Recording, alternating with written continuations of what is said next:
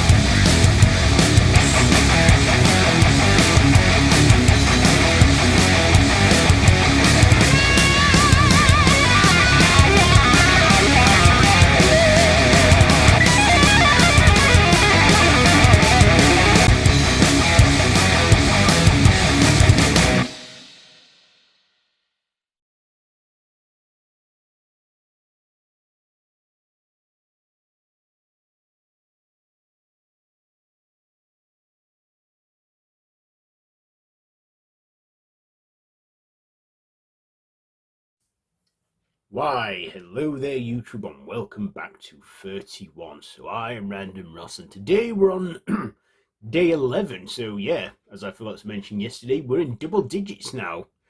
So we are on day 5 of 90s week, and today I'm reviewing Audition.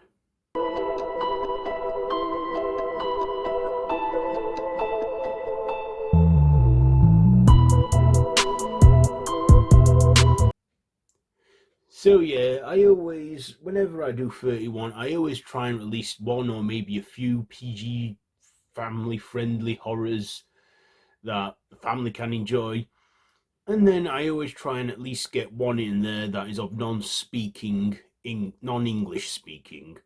I mean, I can't remember all I've done since the beginning, but I know last year I did uh, Suspiria for 70s week, which is Italian, and before that Raw, which was in Teen Week.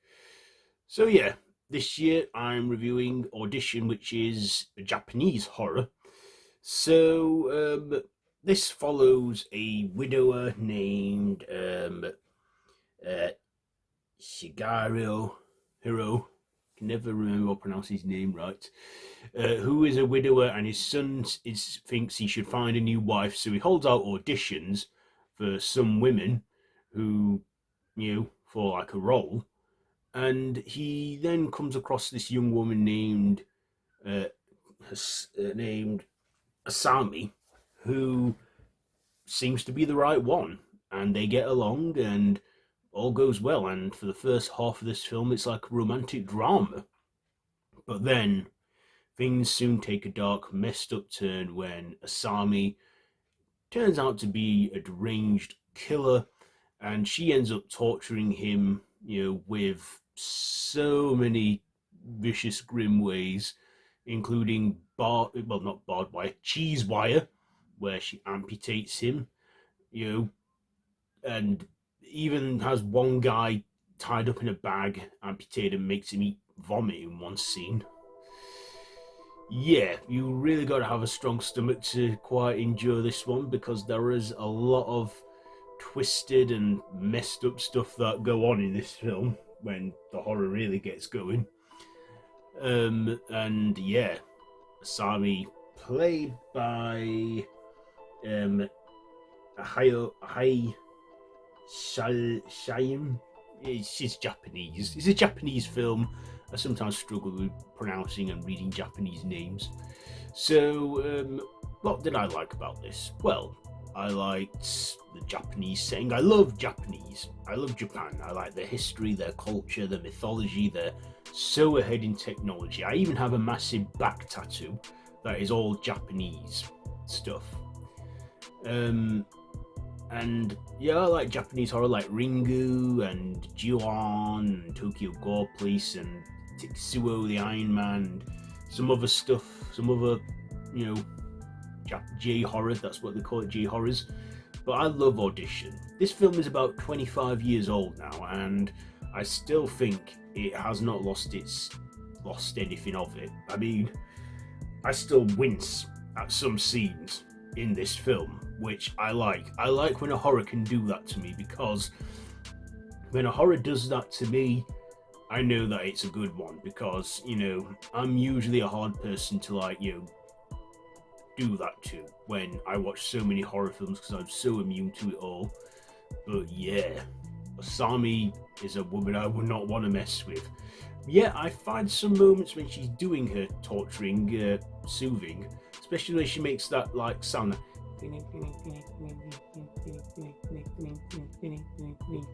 You know what I mean. If you've seen this film, you know what I mean.